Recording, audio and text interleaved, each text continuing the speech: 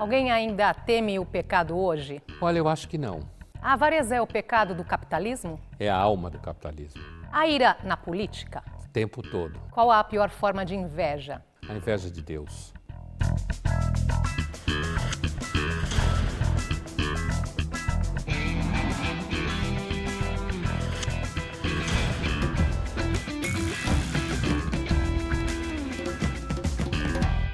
Olá, em Linhas Cruzadas de hoje vamos continuar nossa conversa sobre os pecados capitais que começamos na semana passada. Se você perdeu, pode assistir ao programa completo nas nossas redes sociais.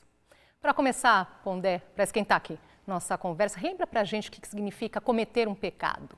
Cometer um pecado significa agir de um modo que Deus não quer, ou herdar de Adão e Eva uma doença que é o próprio pecado, que você não tem como lutar contra, sem a graça de Deus, ou, como se pensa hoje, uma espécie de disfunção que leva você a praticar maldades, crueldades, vícios. Bom, para seguir aí na lista, né, dos 7 pecados que nós estamos falando, vamos agora para a gula. No livro dos Provérbios da Bíblia há um trecho que diz: "Não ande com os que se embriagam com vinho, nem com os que se empanturram de carne, pois os bêbados e os glutões cairão em pobreza e a sonolência os vestirá de trapos." Quer dizer, para a Bíblia, as consequências da gula vão além da saúde física. Se a gente observar a vida, já os ancestrais falando, gente que bebe demais e come demais, acaba perdendo tudo que tem. O bêbado, além de perder tudo que tem, pode se machucar, cair na rua, quebrar a cara na calçada, digamos assim. Enquanto que o glutão come, ele acaba gastando tudo que ele tem, né? A gente tem que pensar quando isso foi escrito, né? Não era como entrar num restaurante e comer, depois você vai para casa e tem comida, né? A comida nunca foi farta na história da humanidade. Então você não ia ter para depois. Você come demais agora, não guarda nada, certo? Ou você gasta o dinheiro todo que você tem para comprar comida, não guarda nada, ou as moedinhas que se tinha lá que funcionava como troca. Portanto, é um pecado. Agora, não é errado sentir prazer com a comida? O problema é o exagero? A gente tem que lembrar, como eu dizia há pouco, que a maior parte da história da humanidade nunca teve muita comida farta, né?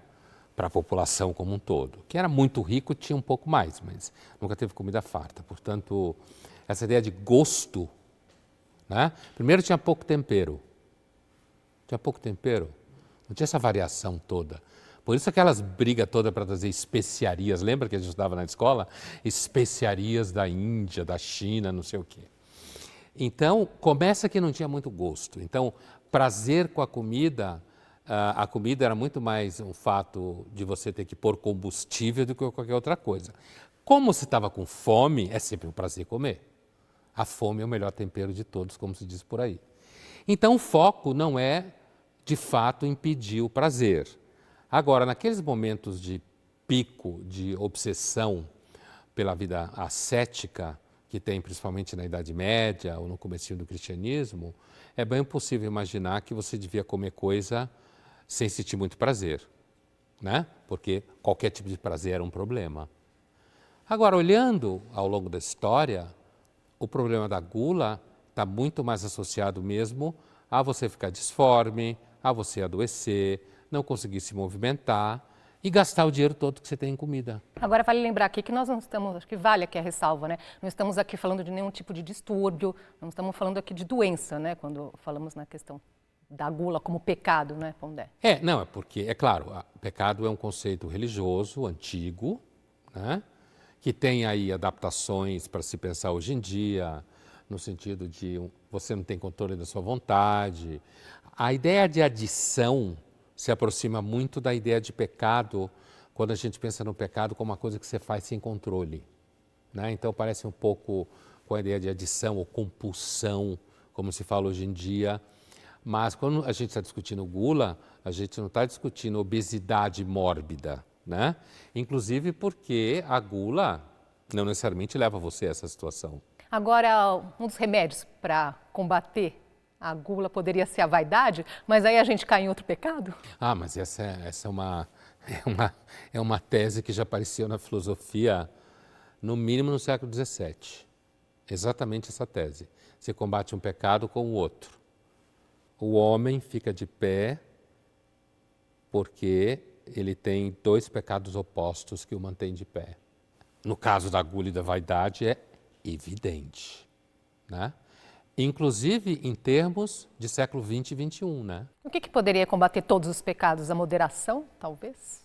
Se eu fosse fiel ao debate teológico acerca do que pode nos tirar do pecado, de todos os pecados, de forma eficiente, e eu for lá para Santo Agostinho, que é onde isso toma corpo, né, principalmente, e seguir o curso ao longo da Idade Média, chegando até o século XVII, onde esse assunto foi muito retomado de como que a gente sai de todos os pecados.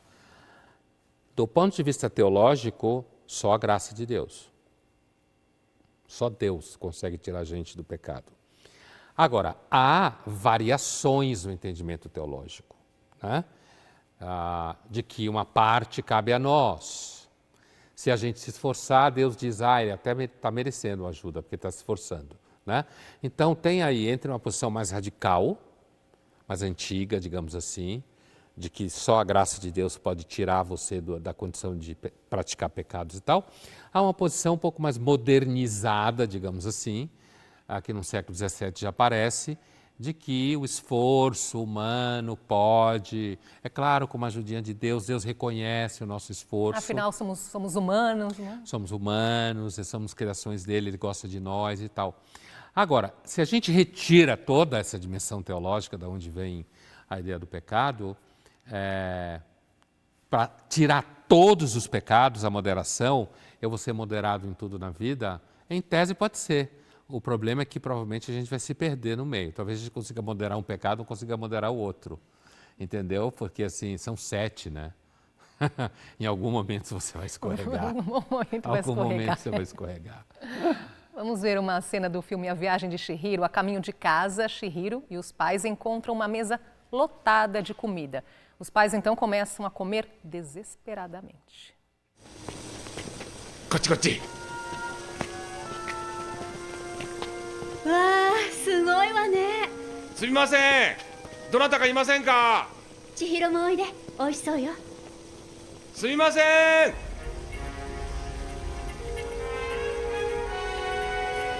いいわよ。そのうち来たらお金を払えばいいんだから。そうだな。そっちにいいやつが。これなんていう鳥かしら。おいしい。千尋、すっごくおいしいよ。いらない。ねえ帰ろう。お店の人に怒られるよ。大丈夫。お父さんがついてるんだから。カードも財布も持ってるし。千尋も食べな。骨まで柔らかいよ。おいしい。ありがとう。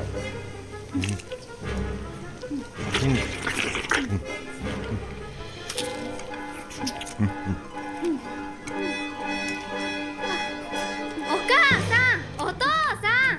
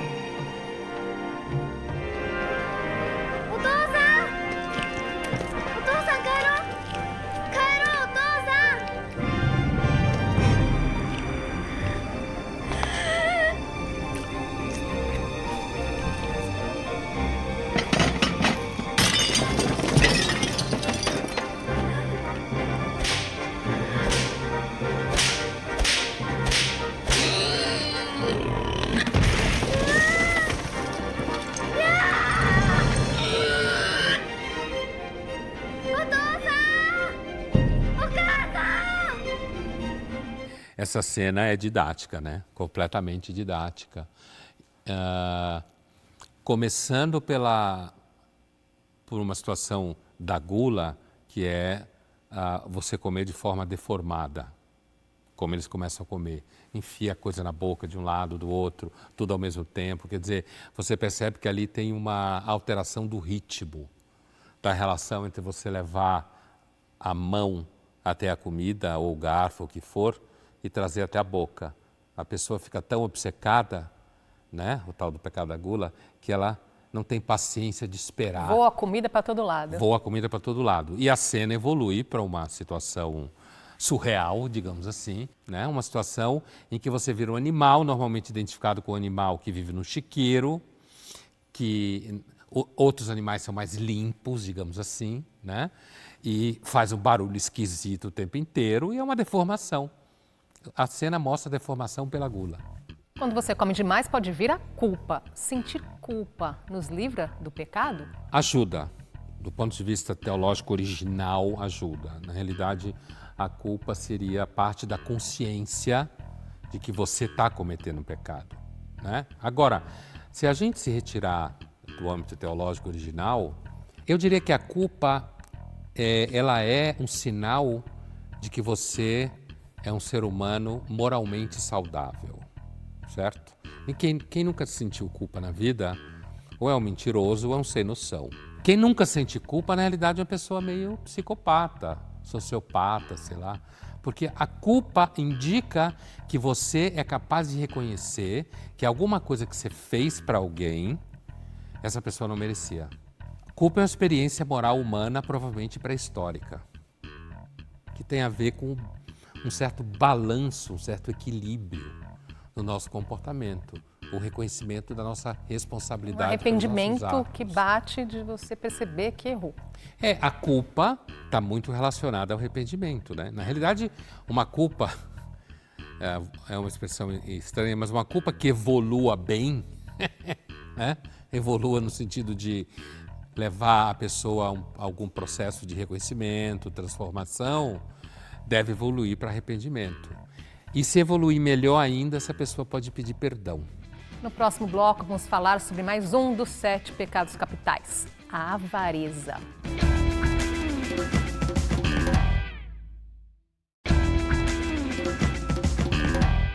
Voltamos a conversar sobre os 7 pecados capitais. Pão duro, mão de vaca, muquirana. Você conhece algum?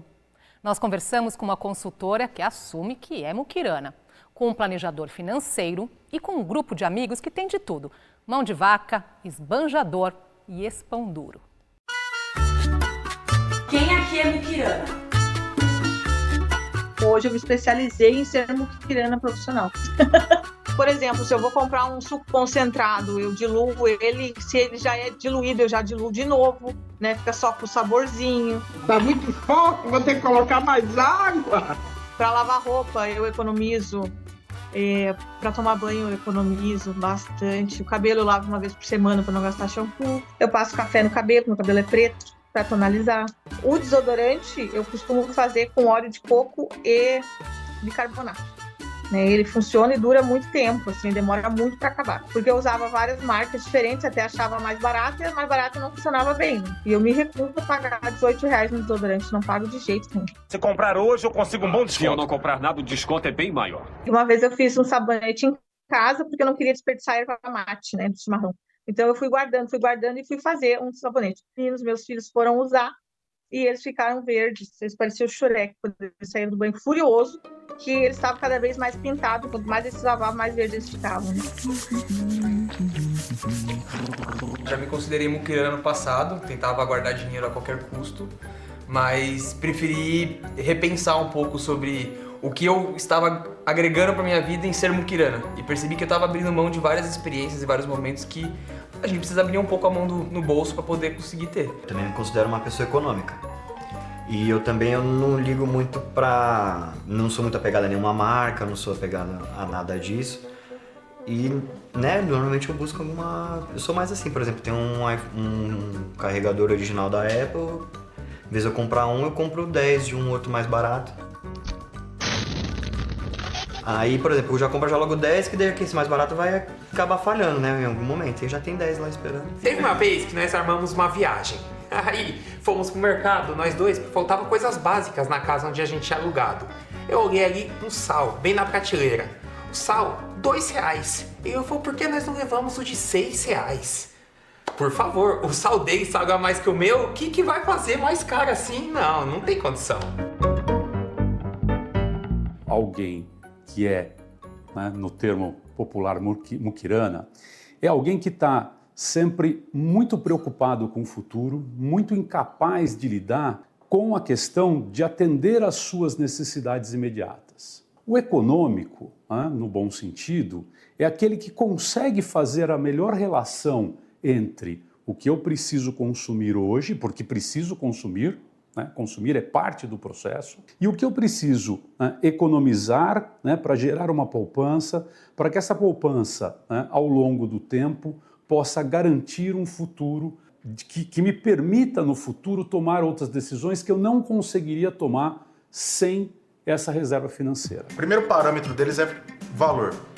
Então, eles olham o valor de tudo e vê o mais barato. Só que ele não vê se o mais barato existe um outro equivalente com o mesmo preço que seja muito melhor. Então eles vão direto na primeira opção mais barata. Ele tava cogitando ir no aniversário, gastar a média assim de R$160 no rodízio. Eu falei, vamos num de 80 aqui perto, é o mesmo salmão. E ele não, sabe onde nós terminamos? 200 e não sei quanto rodízio. Então foi dele.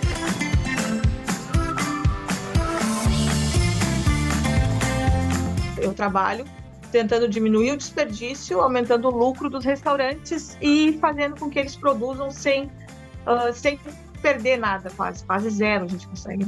Então, eu sou especialista realmente nisso. As pessoas já me conhecem como a chefe mais muquirana do Brasil.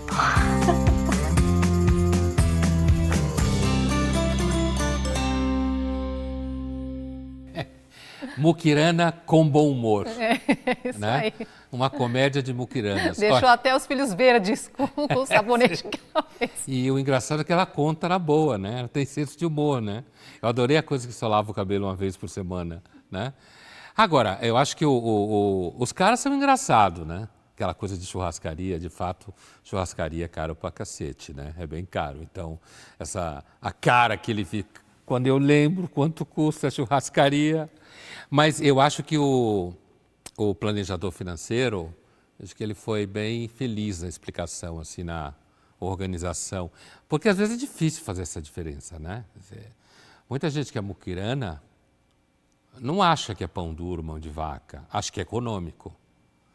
E ele falou uma coisa, acho que é muito, muito verdade, que assim, pessoas que são muito mão de vaca são muito preocupadas com o que pode vir a acontecer no futuro.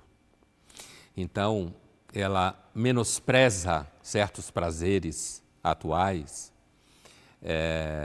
em nome de guardar dinheiro para alguma coisa que ela pode precisar lá na frente. Um imprevisto que sempre pode vir. Que pode acontecer, né? Que de fato pode acontecer. Acho que quem é muquirana, pão duro, a avareza do que a gente está falando, é alguém que tem um temperamento mais assim, mais durinho mesmo, sabe? Às vezes o sujeito não é só muquirana com dinheiro, ele é muquirana com manifestação de afeto, certo? E às vezes ele é muquirana para um certo número de coisas, mas não é para outro. Principalmente se esse certo número de coisas envolve outras pessoas. Mas para ele não é necessariamente muquirana, né? E o econômico, como bem ele disse, me parece muito claro, assim, é aquela pessoa que consegue, eu não sei até que ponto também se consegue facilmente, um justo equilíbrio entre o prazer daquilo que está sendo ofertado a você nesse momento, e você tem que gastar dinheiro, e, ao mesmo tempo, a capacidade de entender que você não deve gastar o dinheiro todo aí. Né? Então, eu acho que no final das contas, entre muquirana e econômico, tem um jogo aí de nuances de você conseguir fazer uma conta na cabeça e perceber que se você retira todo o prazer que você tem na vida hoje para guardar dinheiro para o futuro, na realidade que isso vai ficar muito chato. E o capitalismo incentiva a avareza? Hoje, eu acho que o capitalismo ele tem a relação dele com a avareza é interessante porque assim, os donos das empresas, ou seja, aquelas pessoas que, na realidade, oferecem os produtos para as pessoas, elas tendem a ser muito mais cuidadosas com os gastos. E alguns deles podem até entrar na avareza mesmo, porque a ideia do capitalismo original de você ganhar dinheiro e não gastar. Agora, ao mesmo tempo, hoje o capitalismo, apesar de ele ter uma dimensão de quem tem o dinheiro ser uma dimensão de uma avareza sofisticada, O consumo faz com que as pessoas não sejam. O capitalismo depende hoje, quando ele virou um sistema de consumo, ele depende de que as pessoas não sejam avarentas e gastem tudo que têm. A avareza foi muito retratada, né, ilustrada na nossa literatura. Então, Avarento, de Molière, O Mercador de Veneza, de Shakespeare. Tem a fábula do Esopo, que eu vou lembrar aqui rapidamente, que um homem enterra moedas de ouro, vai todo dia lá contar as moedas. Ele fica escravo disso, não usa um centavo. Até o dia que ele é roubado e uma pessoa diz para ele, você não ia usar o dinheiro para nada mesmo? Enterra uma pedra que vai dar no mesmo. Moral da história, a riqueza não é tudo na vida e pior, não serve de nada se não for usada. Porque se eu enterro todo o dinheiro que eu tenho, dinheiro ou ouro, ou seja, moeda de ouro que for, o valor dele é um valor de troca, né? É troca, né? Você dá aquela unidade financeira, sei lá, monetária, não financeira, e você recebe algum bem em troca.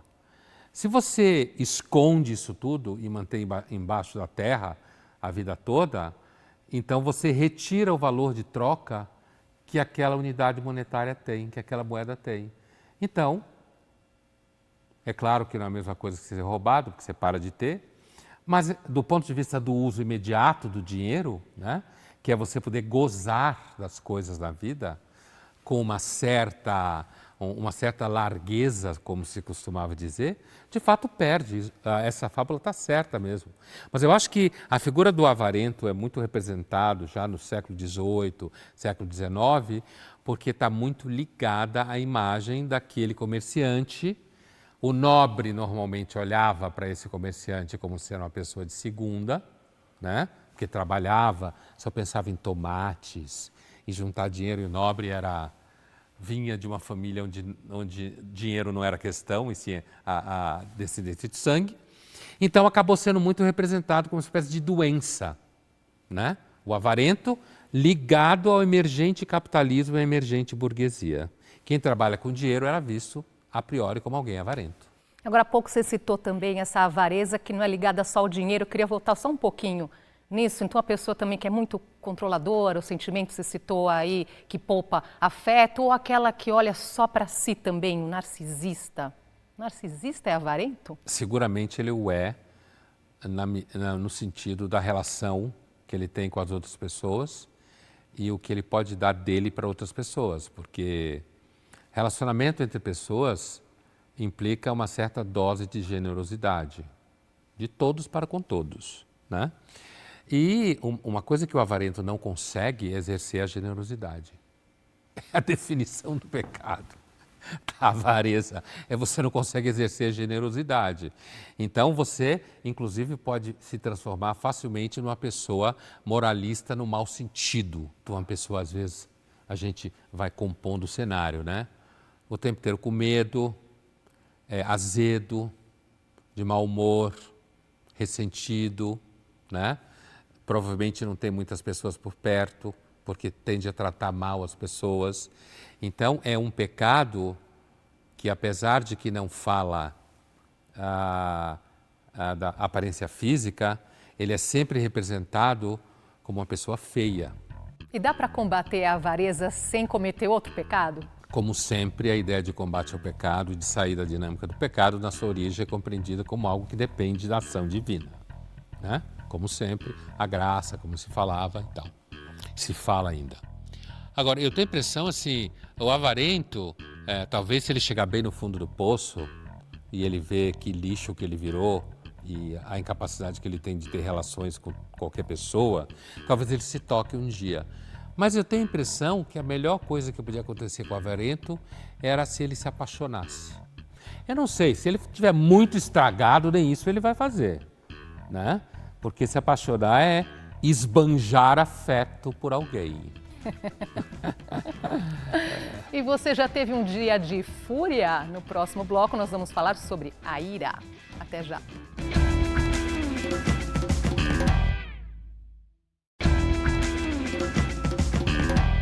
Voltamos a conversar sobre os pecados capitais.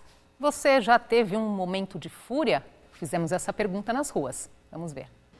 Eu acho que eu nunca tive um dia de fúria na minha vida, mas eu já tive momentos que eu estava com muita raiva e que eu estava errada no acontecimento. Já tive vários dias de fúria, mas o mais recente acabou sendo bem agressivo. A princípio, me senti muito mal, mas depois eu percebi que eu tinha razão e não me arrependi e faria de novo. Sim, já tive vários dias de fúria na minha vida, mas assim, nunca deixei perder a razão. Sempre me segurei muito para evitar, de repente, na hora da raiva, falar alguma coisa que não era para ser dita. Eu vejo muita gente que tem um desacerto gravíssimo no trânsito e a gente perde a cabeça com isso. O rapaz me derrubou na bicicleta ali, eu tava... Cara, o cara não se importou com nada, simplesmente foi. E isso me causou raiva mesmo. Eu tenho meus dias de fúria, assim, que eu fico bem nervosa, mas eu não costumo perder a cabeça. Sabe, eu sou até que uma pessoa bem calma, assim, então eu não costumo perder muito a cabeça. Sim, já tive um dia de fúria, né? Já respondo que eu não estava na razão, poderia ter tido a calma de parar um pouco e não reagir. Eu já tive alguns dias de fúria, não só um. Algumas vezes eu tinha razão, algumas vezes não que eu não tivesse razão, mas não precisava ser toda aquela fúria. Eu acho que daria para ter resolvido de uma forma mais branda. E direto eu perco a cabeça. E algumas vezes sim, outras não. Outras vezes eu pago de louco mesmo. O pecado da ira pressupõe você perder a cabeça, né? Então, não é você ficar com raiva. Porque você tinha razão. Se controla, você não teve a fúria. Você perde o controle, né? E assim, um elemento que não tem a ver com essa questão do pecado, mas que os antigos, os gregos, traziam à tona na medicina grega, e a filosofia refletiu sobre isso, tem pessoas que têm temperamentos coléricos, né? E pessoas que têm temperamentos coléricos são mais dadas a momentos de fúria e de ira. Isso é um fato real. Não precisa pensar em termos de medicina grega antiga, mas é um fato real. Tem pessoas que são mais coléricas, né? E essas pessoas que são mais coléricas, elas mais facilmente caem no pecado da ira, no dia a dia. Porque justamente elas vão de 0 a 100 muito rápido. Todo mundo sabe disso. Você pensando, eu pensando, consegue identificar, ó, fulano é mais colérico, fulano é menos colérica, consegue lidar melhor com situações difíceis. Agora, uma coisa, um dos exemplos que um dos entrevistados deu, que eu achei muito interessante, é talvez um dos ambientes onde exista mais fúria no mundo que a gente vive seja no trânsito, né? Acho que esse é um exemplo, um ambiente com o qual, digamos assim, é uma dinâmica com a qual a gente tem que tomar cuidado mesmo. Porque para perder a cabeça... É muito rápido, porque pode estar envolvido perder a vida, né? Pode estar envolvido, que é o pior de todos, pode estar envolto numa situação de perda de patrimônio, né? Ou você pode estar com pressa para chegar num lugar, mas não estava fazendo bobagem, aí vem um sujeito idiota, como a gente fala, e faz uma loucura e te atrapalha, né? Então, eu acho que é o ambiente onde mais existe pecado da ira hoje em dia é no trânsito. Agora, a ira também está na origem das guerras, da violência? Muito provavelmente. Aí é outro tipo de ira, não é uma pessoa que perdeu a cabeça, né? Apesar de que líderes que perdem a cabeça e são mais coléricos podem, ao longo da história, hoje já é mais difícil, porque um líder assim, mandar em tudo, hoje é mais complicado. Mesmo se a gente pensar no Putin, ou seja lá quem for, tem ali um conjunto de pessoas apoiando ele, né? Hoje já é mais difícil, mas a gente pode pensar, inclusive tem parte da ciência política que estuda a personalidade dos presidentes, primeiro-ministro, e vê em que medida a personalidade de líderes é importante em determinadas situações, né? Existe isso. Mas, no caso da guerra ou da violência, eu acho que tem muito a ver com a ira mesmo. Só que é tipo mais coletiva, né? Inclusive do ponto de vista do soldado da infantaria, né? Eu acredito que muita gente que lutou na Segunda Guerra Mundial, por exemplo, tinha muito soldado que ficava de fato, como alguns filmes trabalharam, soldados que viram campos de concentração, né? E que saíam querendo atirar nos soldados alemães que tinham sido presos ali, né?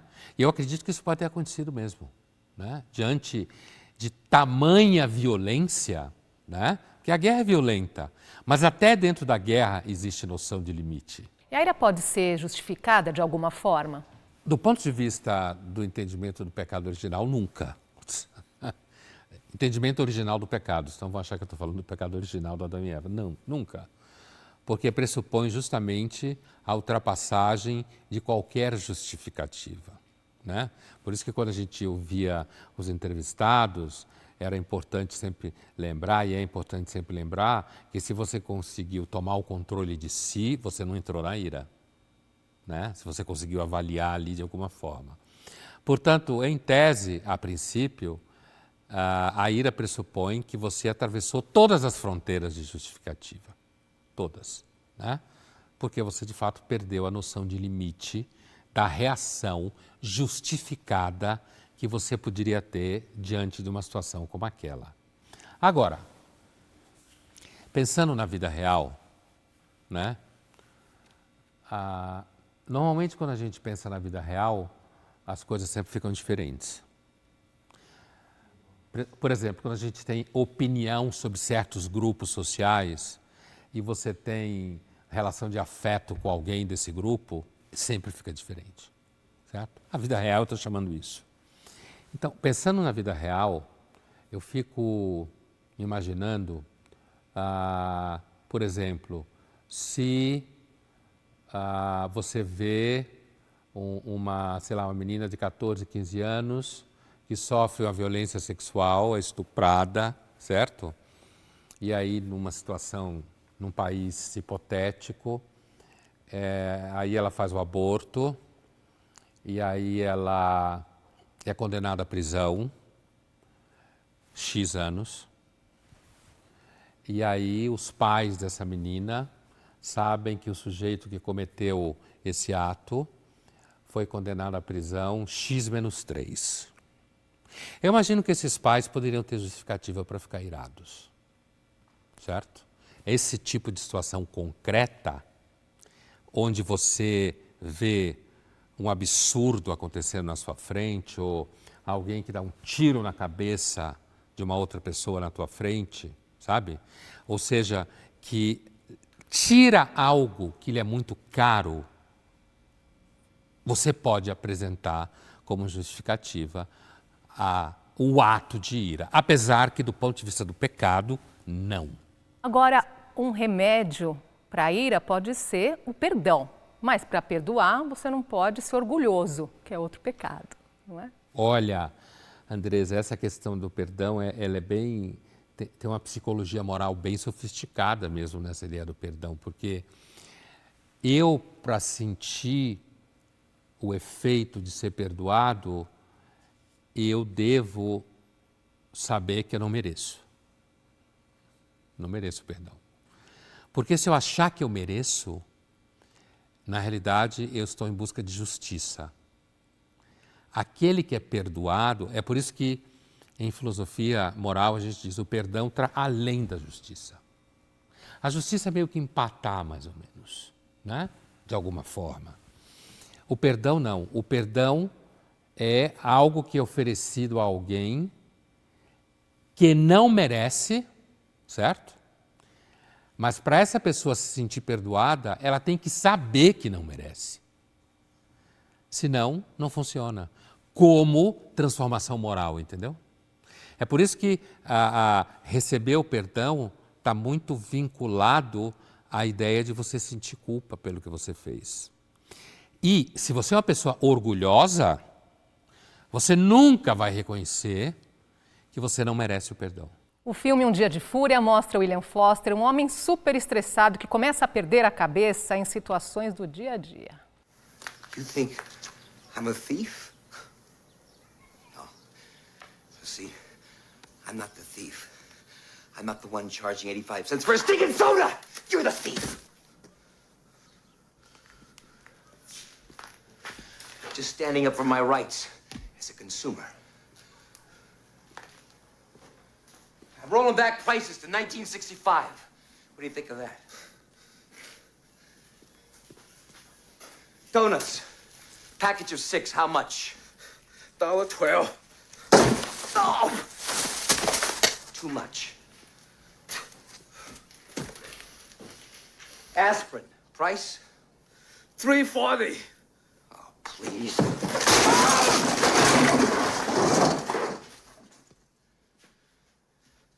AA batteries, package of 4. $4.29. Nice try. Well, I think this whole shelf looks suspect.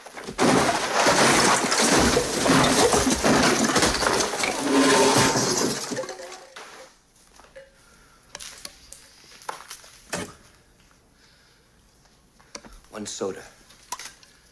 12 ounces.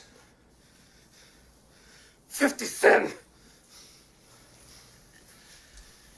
Sold.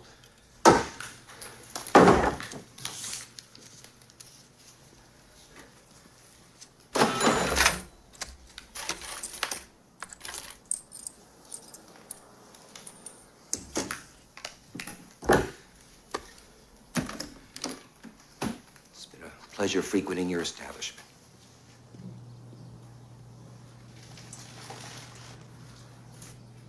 Essa cena é ideal para mostrar a ira, né?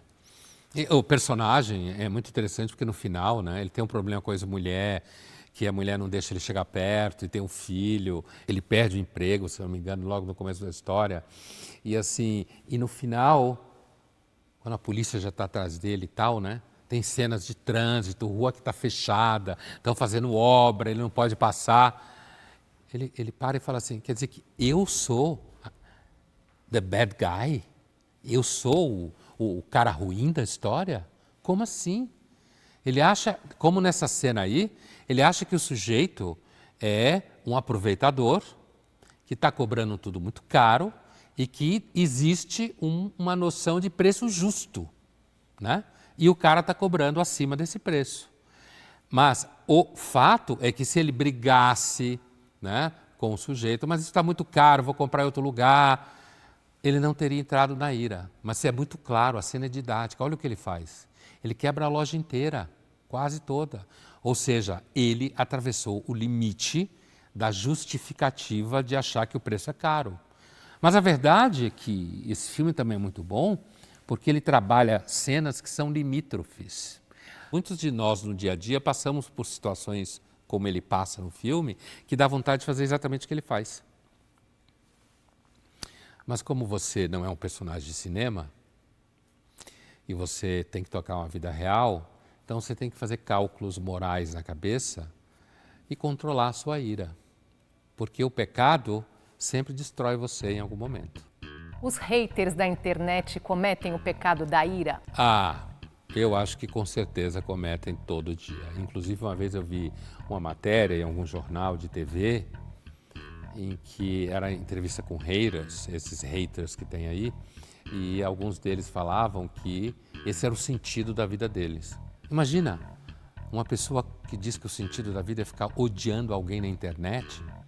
Esse sujeito provavelmente é um invejoso, é um ressentido, é alguém que de fato não tem vida. É o caso típico de uma raiva que você sente que não é nem um pouco justificada.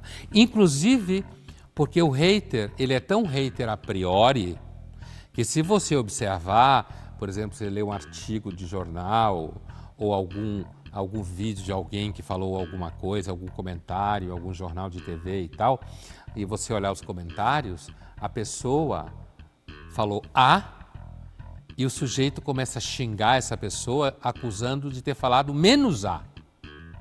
Isso acontece todo dia. É de uma estupidez atroz. Não é só ira, é estupidez também. Raiva a priori, sem nenhum motivo, nenhuma justificativa, é ira. Só falta mais um pecado para fechar nossa lista: a inveja. Até já.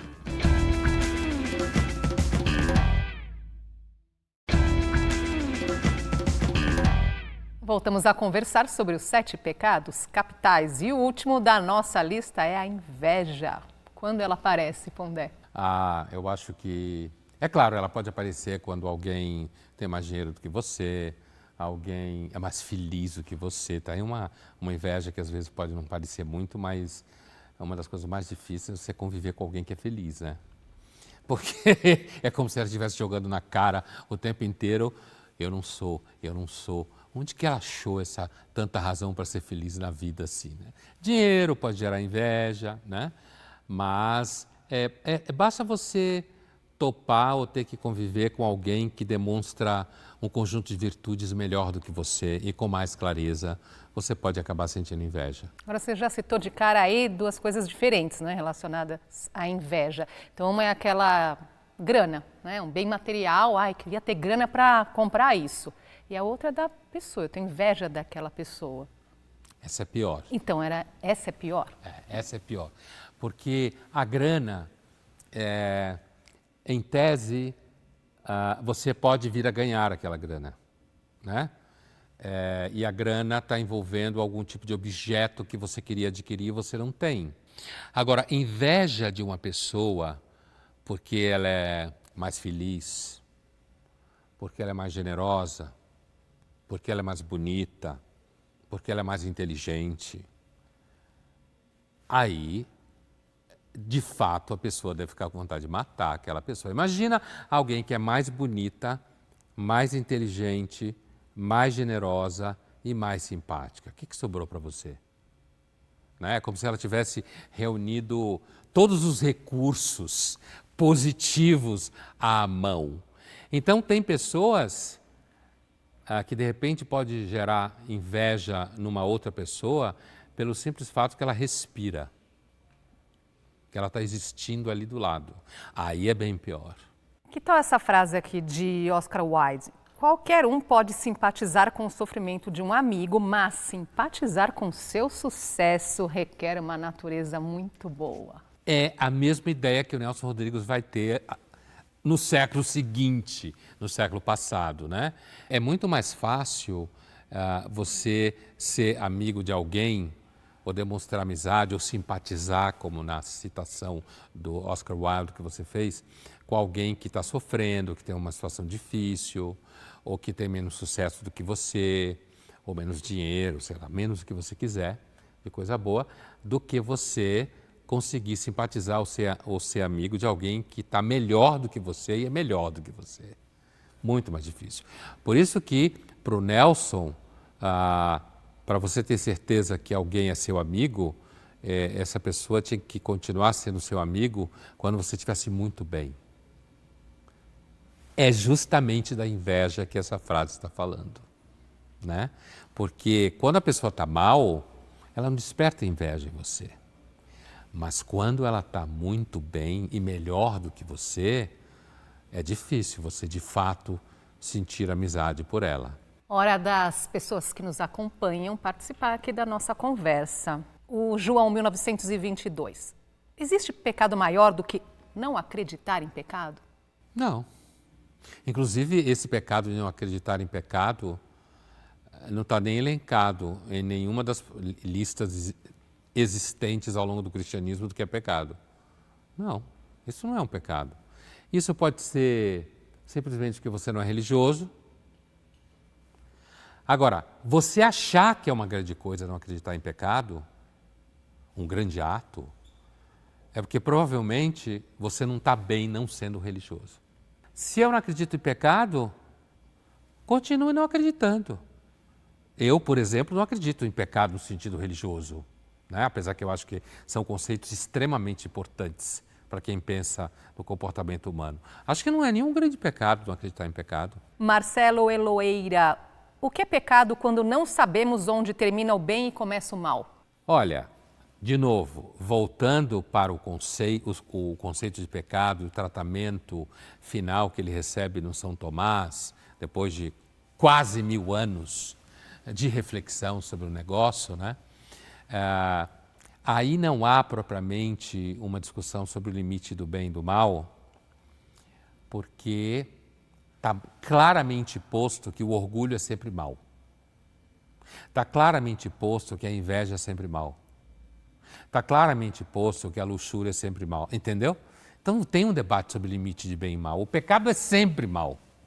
Agora, se eu entendo que pecado está errado e de fato eu me movo num ambiente relativista, onde não é claro a diferença entre bem e mal, e eu entendo que pecado é mal, aí pode aparecer esse problema. Até onde eu posso ser uma pessoa que gosto de ter prazer sexual e quando começa a luxúria? Alguém pode achar que é difícil achar o limite. Do ponto de vista do conceito de luxúria, é quando você vira objeto, quando você pensa nisso o tempo inteiro e quando você nunca está satisfeito com o que tem. Essa aparece na gula, aparece na inveja, aparece na luxúria, em praticamente todos os pecados. Quando aquilo que você tem não lhe satisfaz. Participe da nossa conversa, envie sua pergunta ou comentário para as redes sociais da TV Cultura usando a hashtag Linhas Cruzadas.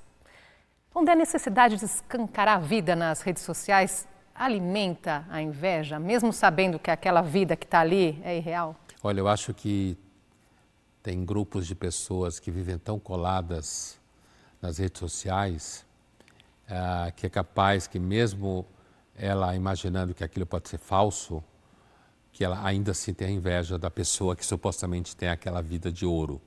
Porque mesmo que aquela pessoa esteja passando uma imagem fake da vida dela, a pessoa que sente inveja dela sabe que existem muitas pessoas que de fato têm uma vida daquele jeito, certo?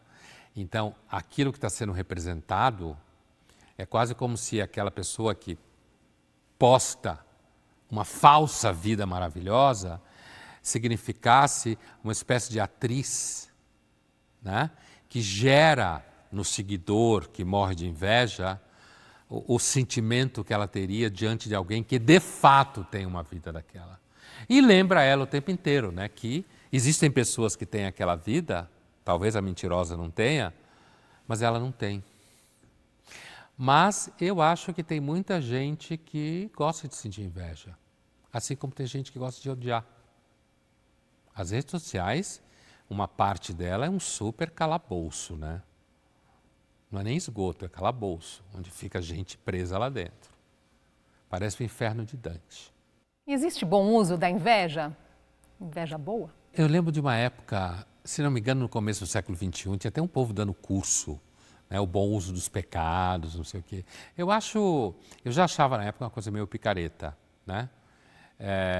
Que a inveja boa seria aquela inveja que daria a você estímulo para você conseguir o que o outro tem, né? Mas o que é característico de muitos pecados é justamente aquilo que eu falava há pouco, que você nunca está satisfeito. Então, a ideia de que então fulano tem alguma coisa que eu não tenho, mas eu posso me esforçar para ter, muito provavelmente, se eu sou uma natureza invejosa, quando eu tiver aquilo, aí eu vou criar outra coisa que outro fulano tem e eu não tenho. Então, a ideia de que é possível a gente sentir uma inveja positiva, que eu lembro de cabeça, eu lembro mais ou menos da virada do século XX para o XXI, quando essa história começou a circular, portanto, cerca de 20 e poucos anos atrás, eu tenho a impressão que é uma espécie de nascimento do coach. Sabe? Olha, tem uma inveja positiva que você pode ter.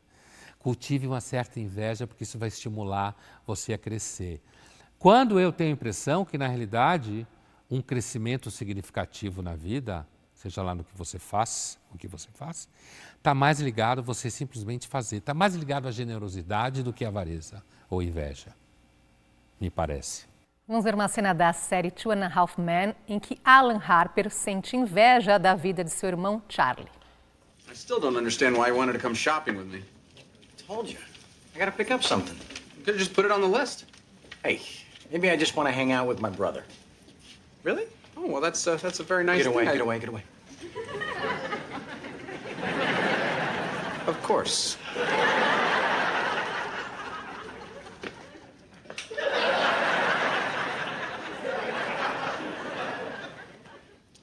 Excuse me. You know where the chewable vitamins are? Oh, I think they're... Oh my God, you're him. I'm sorry? You're Charlie Waffles, right? You caught me. My daughter just loves your songs. Oh, Jay, you don't know how that fills my heart. There's about to be a vomit spill on aisle 3. How old is your little girl? 5. No way. Did you have her when you were 12? Oh, you're sweet. I know. Hey, she's not gonna believe I met you. Can I take a picture of you? Better still, let's take one together. Excuse me, sir. Would you take our picture? Sure. Oh, yeah, sure. Say waffles. Waffles! Thanks, pal. Thank you. Don't let your husband see that. He might get the wrong idea about Charlie Waffles. Oh, there is no husband. No kidding. Jody is gonna love this. I'm gonna save it for her birthday. Her birthday's coming up? This weekend, she'll be 6. Oh, what a magical age. Tell you what, how would Jody like a free Charlie Waffles birthday concert? You would do that? Who loves kids? Charlie Waffles. Right. Call me. Look, it's got a little waffle on it. How adorable. Told you I had to pick something up. Que eu tinha que pegar uma coisa. É um canalha total esse cara. Canalha honesto, né? Do tipo do Nelson. Ele. Bom, essa série, na realidade, a grande graça da série era justamente brincar com a inveja do Alan, né? Porque é em todos os níveis, né? E o Charlie, ele joga na cara do Alan o tempo inteiro o quão o Alan é um coitado, mora na casa dele, tem um trabalho assim que ganha muito pouco, foi posto para fora de casa pela mulher, né? Tem um filho que é completamente fora do ar, né? Não tem sorte com as mulheres e é todo certinho. Esse é um ponto importante da série, ele é todo certinho, né? Tanto que tem um episódio famoso em que o Alan está dando conselhos para o filho, né, que está crescendo, menino e tal, dizendo que uma relação boa, né, que ele tinha que procurar ter com as mulheres era, como é que é? Uma relação boa depende de compreensão, diálogo. Aí o Charlie Harper passa na cena, vira e fala: Viagra e diamantes. Típico do Charlie Harper. Né? E o outro sujeito, ele tem inveja do Charlie Harper em todos os níveis. Por isso que a série é engraçada e acabou quando acabou o Charlie Harper. Pondé, se houvesse uma nova edição dos Pecados na era da tecnologia, novos entrariam na lista? Eu nunca pensei em relação à tecnologia enquanto tal, mas talvez um dos pecados em relação à tecnologia que eu acho que podia aparecer, é claro que a gente está brincando aqui, seria fetichizar a tecnologia, achar aquela coisa mais fundamental, confundir nascimento de crianças com nova geração de smartphone, sabe? Isso que eu estou chamando de fetichização. Agora, eu acho que talvez na nossa época um pecado novo poderia ser agregado, mentir, porque nunca se mentiu tanto como na nossa época, o tempo todo. Está todo mundo vendendo alguma coisa. No mínimo a si mesmo, seu estilo de vida, pensando sempre no futuro, no que você pode ganhar. Então, eu acho que se esses caras vivessem hoje, eles provavelmente iam incluir mentira como 8º pecado capital. Como que ainda não entrou na lista? Vamos ver, né? De repente, daqui 1000 anos. Levou 1000 anos para eles fazerem essa. Nossa conversa sobre pecados termina aqui. Foram 2 programas sobre os 7 pecados capitais que estão nas nossas redes sociais. Até a próxima.